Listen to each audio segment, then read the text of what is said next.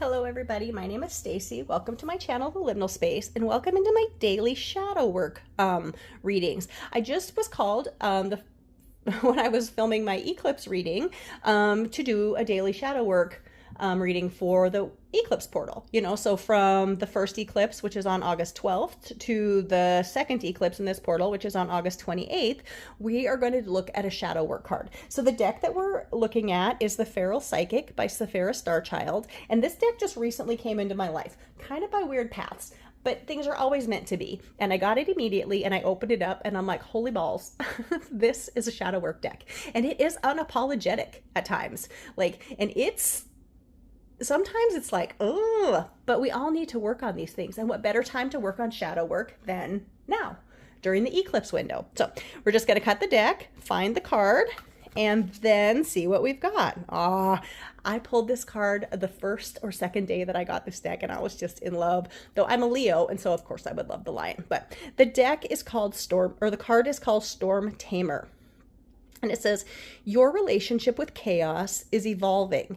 You don't just survive storms, you alchemize them and turn them into opportunities for transformation.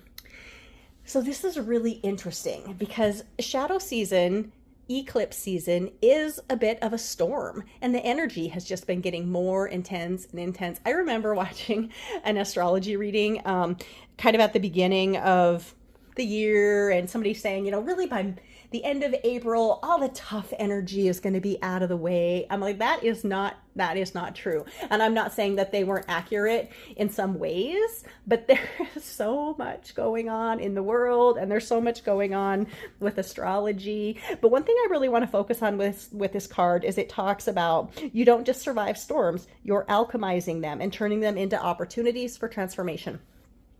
And that is what eclipse season is about. It is a little bit about chaos and then finding out what kind of transformation falls into place after the chaos is done. And actually the word alchemy plays a very important role in my eclipse reading that I posted a couple days ago. So if you want to check that out, you can find it posted on the page. But it's really important to know that we are powerful. We are powerful beings in our own lives. And we have the power to alchemize anything.